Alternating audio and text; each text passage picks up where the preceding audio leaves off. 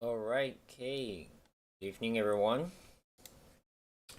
Okay, so welcome to our very last Monday session for the. Right, so welcome. Yeah, as I mentioned, okay, this will be the very last Monday session for the year. Okay, because next Monday is it's back up. Okay, so yep. Next year, next week we won't have, right? So keep getting cut off. Basically next week we won't have a session. And then what we'll be doing is we'll continue at the start of the new year itself. Okay. Okay, so with that said, I think this week things are gonna be a little bit slower. There are a couple of things that are releasing. Okay. But I think after this week, you may want to take a little bit of a break next week. Now break doesn't mean that you entirely switch off. Okay, but the thing here is you probably do not want to be too aggressive in getting involved in trades, right? Because going into the holiday seasons, liquidity is going to be lower, and therefore we might see a little bit more of a spike here and there, and you just want to take note of that. Okay, so this week we do have a couple of pretty significant news though to end off the week. Okay, so you can see over here, tomorrow we have the Bank of Japan coming in. Okay, follow that with the Canadian CPI data, and then after that, Wednesday we have the UK CPI data. Okay, and to end off the week on Friday before Christmas, we do have the core PCE.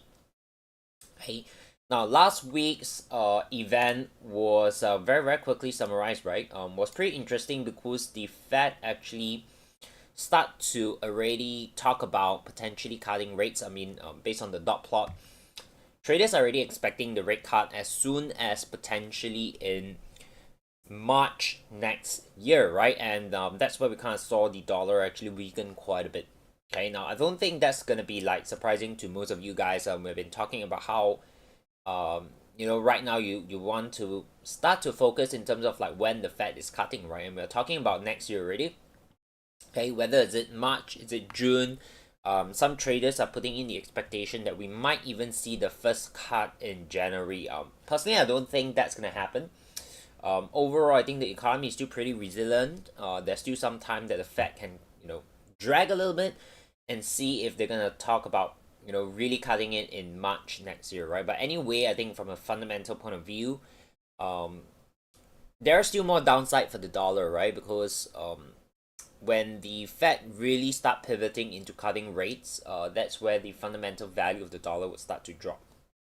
Okay, so it's not something that it's not a question about whether it will cut or will not, right? It's more of like when, because again, if you're looking at the overall economic cycle, looking at how monetary policies are also having a certain pattern, right? Then you understand that it's eventual the Fed will need to cut. Okay, it's a matter of when and how aggressive that's gonna be.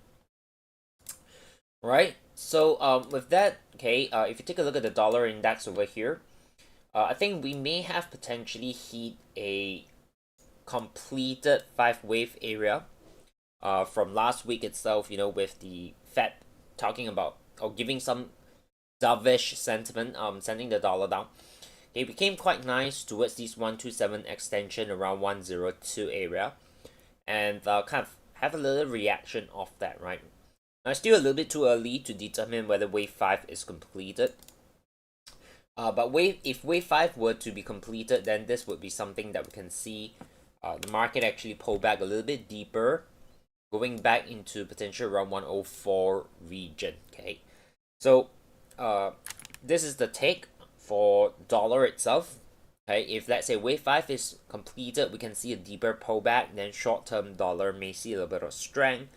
But again, if this is going to be a 5 wave move to the downside, right? And this pullback here is going to develop correctively, then of course, as I mentioned, going into next year, then fundamentally we can see more downside for the dollar itself. Okay? But in terms of FX, you do realize that it's not going to go in one direction all the time, right? Even if it's like overall trending to the downside, we'll always see certain pullbacks as the market develops. Okay, so that's the view on the dollar itself, right? So this week here, going into the end of the year, short term, we may see a little bit of upside. Okay, depending on how the pattern is going to develop from here on today, we can see a little bit of upside in the dollar itself. Okay, and of course, if you look over to the euro, okay, last week we have this little strong move to the upside, and ECB came in pretty dovish as well from the ECB side of things, right? So we kind of see this little drop here. For euro dollar, if you can see this structure develop, okay, then we'll be looking for more upside, which again may be aligned with the fundamental on the dollar, right? But one thing to note, okay, is we did not really break this high. So what can also develop on the euro dollar side of things is that this can be developing into a bigger corrective pattern that looks something like that before the move up, right? So this would be this move down is 1, this will be 2, and then this will be 3. Okay, the details is at the fact that this did not actually break above it. Right, so that's something that we're looking at. But of course, the primary forecast is still very much if this can go up a little bit, come down a little bit, give us a corrective pull back, then we'll still be looking at the upside. All right. Pound dollar, okay, pretty much similar to the euro. Okay, the only difference on pound dollar, of course, you can see this actually broke that. So this would be a little bit more high probability if this develops into a correction. We can expect more upside, right? So kind of looking at this from an angle where from this low we have the WXY completed. This may be the reset, okay, to give us the impulsive first move. So any form of a corrective pullback, we can expect a little bit more upside. Okay, so from a fundamental point of view, the pound is obviously a little bit more strong. I would say a little bit stronger than the dollar, right? Because the Bank of England has yet to really pivot and start talking about cutting rates. Whereas the Fed would probably lead the way in cutting, right? Another bank that potentially would lead the way in cutting rates would be ECB, right? So euro dollar is a little bit tricky because if the dollar cut rates, if the Fed cut rates and then the ECB as well cut rates, then both currencies will be fundamentally dovish. Okay, so this pair will be a little bit tricky, but I think pound dollar here, if you can get that corrective setup, the upside will be pretty interesting. Right? Aussie dollar, potentially this week here, I'm looking at an opportunity to see if you can get involved in a sell trade, right? So I'm looking at this from an angle where this is a 1, 2, 3, 4, and 5, with wave 5 potentially also developing as a ending diagonal, right over here. Coming into the area around the 127 extension at 0.6740. So pretty nice little alignment as well, right? Having that cross structure, completing the 5-wave move, as well as some Fibonacci areas confluence. So I'll be more interested to see if you can get the pullback, right? At least for the short run itself. And that's on the Aussie side of things, right? So if you look at the higher time frame, okay, this little pullback here may just be a temporary thing for another pushback up, right? So because this may have completed the big move, this is probably the first 5-wave up, right? Or we can see it as maybe a wave here, or a bigger degree wave 1. Okay.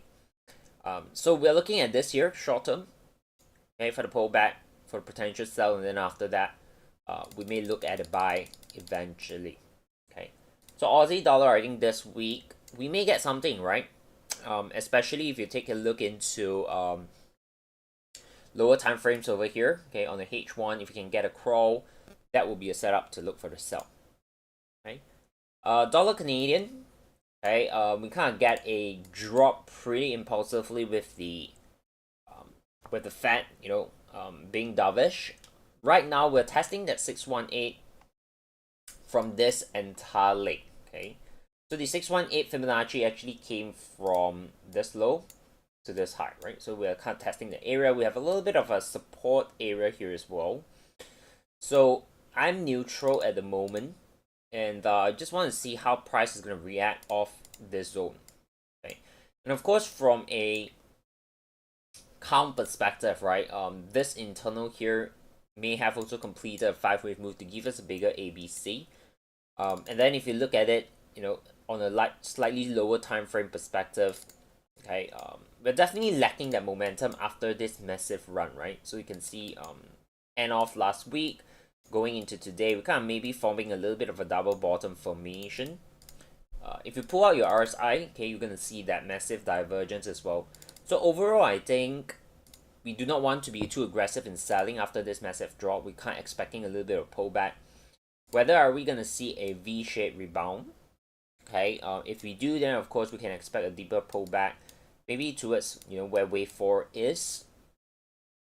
If we don't get a impulsive bounce and we kind of get a very corrective kind of development around the zone, then of course we need to be prepared that this can actually go lower. Okay, and then from there, we'll then need to kind of see how to readjust the label a little bit, because if this is going to be corrective, then it kind of suggests that the trend would likely continue more to the downside.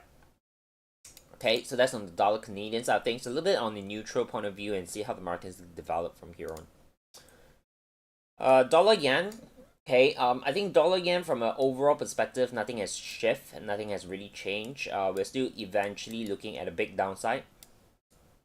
Okay, so I would say for dollar yen, okay, any kind of a corrective pullback would definitely be a sell trade opportunity. From a higher time frame perspective, there is still a lot of downside we can look into, right? The final target here potentially is around 127.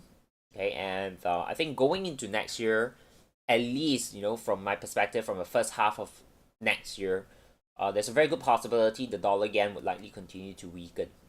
Okay, because we are starting to see that divergence in the fundamental policy as well. Okay, I mean the Bank of Japan hasn't really talked much about pivoting from their YCC policy at the moment. But there's a very good chance that they will eventually need to pivot away from it, right? And the Fed has started to hint, as mentioned last week, has started to hint a little bit in terms of potentially cutting rates next year. So that's where the divergence may take place, right? So tomorrow we have the Bank of Japan. That may create some kind of volatility, and perhaps that will give us a bit more update, into moving forward, like next year. What's the outlook of the yen? Okay, but overall, from a technical point of view, there's a lot of downside opportunity. So I would say any corrective pullback, you want to definitely see it as a sell trade setup. Okay, then we have gold. Gold here short term, we're looking at a 3-wave completion. So this is a little bit tricky because this pullback may have completed because internally we do have a 1, 2, 3. And this can start to take off to the upside and break this high. That's potentially possible. But at the same time, we are also looking at a possibility where this can just be a 3-wave move. And then one more drop, right? So this would then be a bigger 3-wave structure itself. But I think that's not too much of a concern, because if we can get a corrective pullback, we'll still be looking to the buy, right? Whether the market is going to be stalling here or it's going to break up from there, I think you just need to manage your trade as the market approaches that zone, right? But in either way, if you can get a corrective setup, naturally you want to be focusing on the buy anyway, right? Right. So gold trade here, if you can get a decent pullback, towards 2000 area, that would definitely be an opportunity to look for a buy trade itself. Okay, so this one, of course, you look at the area around 50% 618, right? So that's the zone. Crude oil had a bounce, right? So we're kind of potentially looking at the 5-wave completed over here. Okay. So yeah, if that's the case, then of course, any corrective pullback on crude oil will be seen as a buy trade opportunity, right? Because after a 5-wave move, we can actually expect the market to come back and kind of test the 4th wave area. Okay, so that will be the target for now, around $79.80. Okay, equities, very straightforward. Especially on the US side of things, right? Naturally, you just want to look for buy opportunity. Any pullback is a buy. Okay. Now, I think equities for next year, there's some differing views, right? Some investors, some traders would say next year might be a little bit tricky, but from my point of view, okay, from a macro angle, I think next year is going to be super easy for equities. If you have been positioning yourself well this year, you're gonna do pretty okay next year, right? I would say pretty straightforward, right? Again, from a macro angle, is if the Fed is going to eventually shift from high interest rate environment to potentially lowering interest rate is going to benefit the equities in general. Okay, of course, not all stocks are going to rally, but from an overall equities point of view, it's going to be benefiting that market, that particular asset class, right? So if you've been positioning yourself, well, I mean, like this year, you already started to see that huge move, right? Okay. I mean, next year equities are going to be fairly straightforward. Okay. I mean, this year is quite a bit of a chop, right? We kind of get a move up, then a decent pullback and things like that. From my equities, my personal equities portfolio, right, this year is positive. I mean, most of the gains actually came just like last month and this month, right? September, October, of course, that was where the pullback is. That's the drawdown period. Okay. But net, as of year to date, this year my equities portfolio is up about like close to 9% without dividend. Okay. So if I add in dividend, then that would probably hit about 10 to 11% on this year. Obviously not as great as how the S&P has been performing. Okay, so give you some reference, right? If you look at where the S&P has performed this year, okay, so that's somewhere there, right? So January to where we are, S&P has performed about 25% for this year, right? Assuming you can't enter S&P on the start of year and you hold it until where it is today, you'll make about 25% of it. Okay, discounting all the kind of pullback and sort of, right? Yeah, so my stock portfolio, of course, did not perform as as good as the S&P, right? But of course, I'm collecting more dividends than the S&P itself. Right? So again, if you're looking at equities portfolio, you need to be clear what's the objective, right, or what we call like investment thesis of your portfolio. Are you looking at capital gains? Are you looking at accumulating dividend, right, in terms of dividend growth, compounding that and things like this? Okay. Yeah, but I would just like to say next year, okay, definitely if you haven't positioned anything in terms of equities or things, do start to consider that. Okay. In terms of some of the yen over here, pound yen, I'm actually neutral at the moment because of a lot of like ups and downs in terms of impulses one after another. So I'm just gonna leave that aside. Aussie yen here a little bit tricky as well. Depending on how it's developed, but from wave perspective, as long as price has yet to break this high around 96.8, technically wave 4 is still in development, right? I mean, it's still valid. Okay. And of course, this can easily be just a 1, 2, 3. As long as it's respecting this area, it can still bounce from here, and everything is still valid. Okay. But it can also be tricky because this can actually pull back a little bit deeper, right? Okay, so I think the yen side of things for pound and Aussie may not be something you want to be focusing too much. But of course, dollar yen is a bit clearer because I think any kind of corrective pullback, that the direction is quite clear on the dollar side of things. Okay, pound odd neutral. Again, a lot of ups and downs and impulses. So we just leave this aside for now. EURCAD has a bit of a shift, right? So initially we were expecting this to go up a little bit deeper towards the 50% mark. Didn't really hit that 50% mark, and we kind of get an impulsive drop, right? So came a bit close, but not really there. Then the market actually then reversed quite fast, right? So what I'm looking at here is potentially this pullback may have resetted this entire move, right? So internally we have a 5 here. Okay, so that gives me my wave A.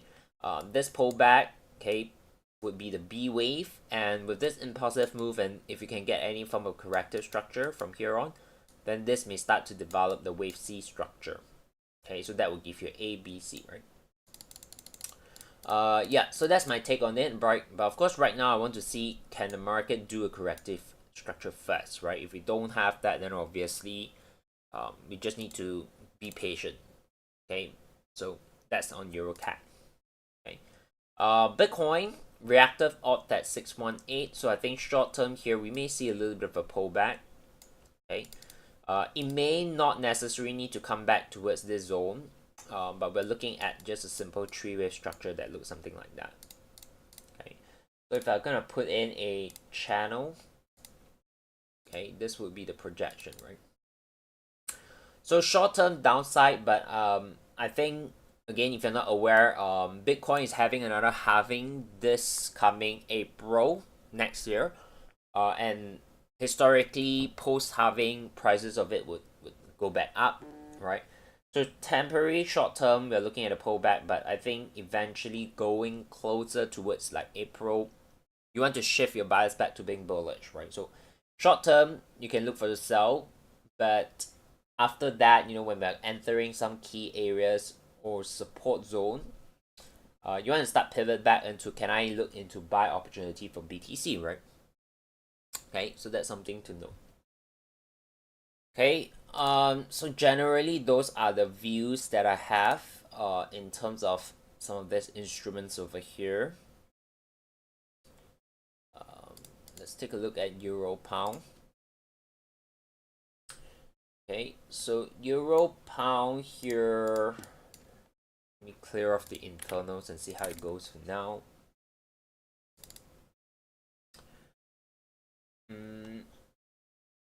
Okay, this move, okay, maybe developing something like that. So I think the area of interest, the next area of interest for Euro Pound would be somewhere here. Okay, between 8650 to 8670. Okay, so yeah, that may have some reaction, maybe back to the downside. Okay, so that would be take. Okay, that would be the take on Euro Pound, right? So short term, maybe this would, you know, continue to go a little bit higher towards 8650 to 8670. Around that zone, potentially we're going to see some reaction, maybe back to the downside. All right. Okay. Yeah, generally that's my take. Okay. Now silver here may have something pretty interesting as well. Okay. You can get a corrective pullback. I think overall direction, of course, is quite similar to gold, right? I mean, both of these assets are pretty correlated. Yeah. So pretty same view, right? I mean, gold here we're looking at potentially buy, but gold we want to be a little bit cautious where we can get a bigger drop. Silver here, the upside may be a little bit bigger. Okay. Simply because if you take a look at the overall structure, there's a slight difference between gold and silver, right? Silver here, okay, is forming a massive channel. Okay, and of course we have this very clear three-wave push. We have this impulse V shape. So this, if this is going to be a corrective move, then this can actually go higher and potentially break this structure, right? Break out of it. Gold is a little bit different, right? Because gold here has a little bit of an upside move, and then we kind of get this. So this correction on gold may be bigger, whereas silver may be starting to move higher, right? So one little technique you can look into, right? I think I talked about this before. You can always look at XAU over XAG, right? So we are calling this like the gold-silver ratio. Okay, and again, you can use some patterns to look at this ratio charts, right? So if you take a look at this here, we kind of have a little bit of a top, break it, impulsive drop. So if we can get a correction in this ratio, we can expect drop, right? So this is a ratio comparing XAU over XAG. So if this ratio is going to drop, what it means is that relatively gold, which is XAU, is going to be relatively weaker. Or you can see it in terms of like XAG is going to be relatively stronger than gold. Okay, so the ratio charts may give you some clue in terms of like, if today you want to buy into the precious metal, which is actually better for you to focus, right? If the ratio chart is dropping, then of course, if you're looking to buy, then silver may be a little bit higher probability with bigger profit potential, right? That's something to know. Okay, Hong Kong market. Okay, so last week we kind of talked about potentially this may start to bounce and reverse, right? Especially with this little divergence, little crawl pattern at the bottom. We kind of get that move to the upside, right? Pretty nice little impulsive move. So overall, I think, you know, any corrective pullback, naturally you just stick to the upside for now. Okay, so I think equities, this is Hong Kong, right? So the Asian market. Naturally, you can stick to the upside for now. Okay, so any kind of corrective pullback, you can look out for the buy, right? So over here, you want to be careful with the top of the channel.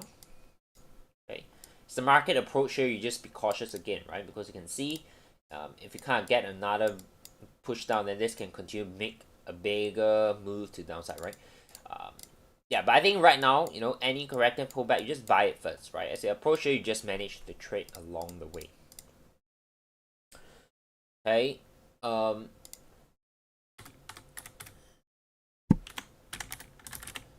For Footsie,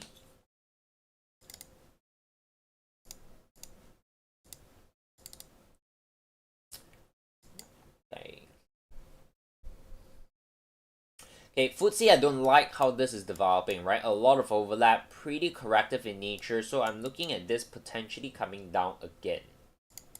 Okay, so we have a little bit of this here, okay, and the bottom here seems like it's kind of like, you know, horizontally balanced, right? So what we can look out for is this may actually come back, retest, and then only take it off, right? So kind of like a impulse here, and then this looks a little bit of a triangle pattern. Okay, so the only thing that I kind of give me this view is really this part here, right? Very, very corrective in nature. So there might be a possibility we're going to see another move down first, right? So you can see over here, pretty corrective, right? So yeah, that's my take on this particular index, right? This is the UK Footsie. Okay, in terms of the Australia index, okay, Australia index, I think to me is quite clear. We're definitely going to be bullish on this. We do have a little bit of breakout, and what I like about this, of course, is it carries quite a bit of a momentum, right? So you want to then, of course, just wait for the pullback. I think this one here, the direction is quite clear. There's no reason to be selling the Aussie index. So any corrective pullback will be a buy. Okay. So from kind of like from equities point of view, the US market, okay, I'm gonna be bullish on it. Hang Seng, which is the Asia market, potentially shifting, right? So that's like an early sign of a bullish shift. And then we have the Footsie, right? Footsie, I think probably downside. Okay, and then for Aussie point of view, bullish as well, but you want to wait for the pullback. Okay, so if I kind of put things together, right, you can see how the macro play out as well, right? Because why would the Footsie be, you know, kind of like showing a little bit of a direction as compared to like some of the other index? It's really because the Bank of England hasn't really very much talked about cutting rates, right? So from a macro perspective, a high interest rate environment generally is not going to be good for equities. Okay, so you want to keep track. I mean, if you're trading the index as a whole, right? The monetary policy statement, whether are they in a tightening process or an easing process, is going to give you some clue. Okay, I mean, it's not the only thing, right? It's not like, oh, if it cut rates, the equities is just going to boom up. But from a macro perspective, it gives you that early sign, right? Because when I mean early sign, you know, you need to understand that it doesn't need to do it first, right? It just need to be an expectation, an anticipation that the bank will do something. The market will already react off it.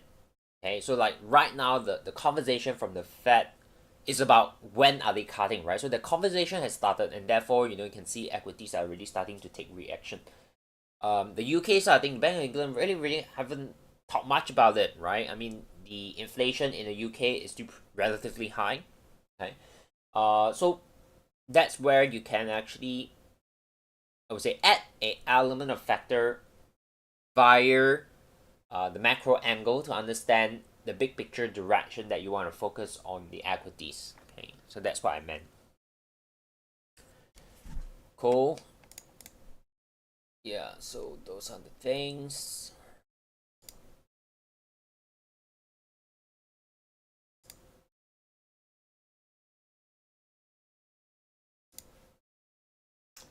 Yeah, I think that's generally it.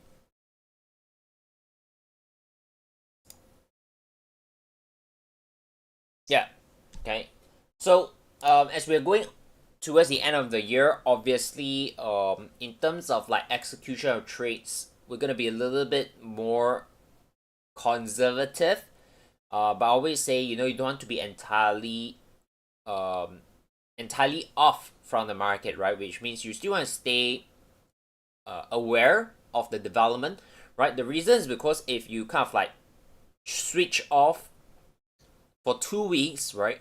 And then when you come back next year, you need to spend a little bit more time to kind of catch up, right? You need to go and find out, okay, what exactly happened for the last 2 weeks. So it's always easier to kind of just keep up with that momentum, right? Just be aware, you know, what's the development, what's happening. But maybe in terms of the execution aspect, you just want to be a little bit conservative, okay? So that, you know, as the market comes back in next year, early next year, you'd be still on the ball, right? You'd be still with the momentum to really start getting back in as quick as you can to capitalize on the opportunities that comes with it. Okay. Yeah. So that's all from me for today's session over here. Okay. Just a quick update, right? Or reminder, I would say, next Monday we won't be having any session because it's Christmas anyway. So wishing you guys all an early Merry Christmas and Happy New Year. Okay. We'll actually continue and resume our session in 2024, right? Okay. Okay. So the very first Monday on 2024 is the New Year as well. So we're probably not gonna have it there. Okay. So for now, right? The next Monday sessions we're gonna likely have is gonna be on the 8th of January. Okay. So yep, that's all from me. Happy holidays, right? And all the best for the last week of trading, and we'll see you guys in the new year itself. Okay, so see you guys. Bye bye.